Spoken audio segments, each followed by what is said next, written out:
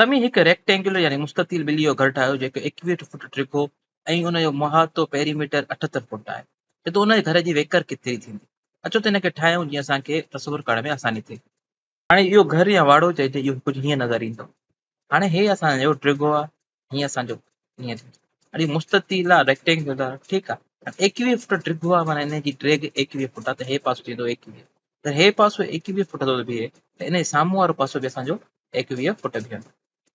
के हिनखे रखंदासीं 21 फुट। हाणे असांखे मज़ीद ॿुधायो वियो आहे की हिन जो पेरीमीटर यानी मुहातो आहे 78 फुट, त हिनखे असां लिखी था ॾियूं था 78, ठीकु आहे। हाणे असांखे वेकर ॻोल्हणी आहे। हाणे वेकर थींदी हीअ वारी साइड, ठीकु आहे। हिन साइड खे असां चऊं था वेकर। हाणे हीअ वेकर आहे, त असांजी हिन साम्हूं वारी साइड बि थींदी वेकर, ठीकु आहे। हाणे असां पेरीमीटर कीअं ॻोल्हींदा आहियूं की असां सभिनी साइडुनि जो जोड़ कंदा आहियूं। हाणे हीअ साइड 21 वारी, वरी हीअ वेकर वारी साइड, वरी हीअ 21 फुट वारी साइड, वरी हीअ वेकर वारी साइड, हिन सभिनी जो जोड़ ईंदो असांजो 78 फुट, ठीकु आहे। त हाणे असांखे हिन ॿिन्ही वेकर जी मालूम करणी आहे, हिकु साइड वेकर केतिरी आहे। त असां हिनखे मालूम करण लाइ जेके 21 फुट जी जेका असांजी ड्रेग आई आहे, इहा असांजे पेरीमीटर मां असां कट कयूं।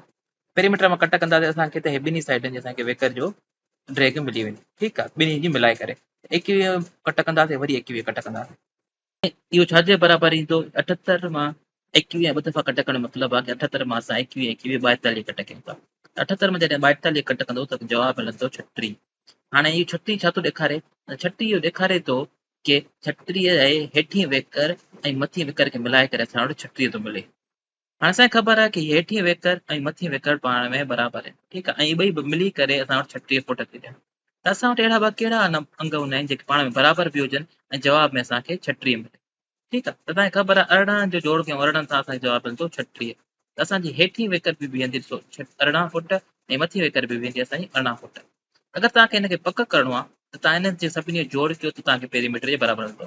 18 जोड़ 18, वरी हे पाण में साइड में ड्रेगूं जोड़ कंदासीं, 21 जोड़ 21, 18 ऐं 18 थींदो 36, 21 थींदो 42, इहो बराबरि ईंदो 78 ते, ठीकु आहे। असांजो सवाल हल थी वियो।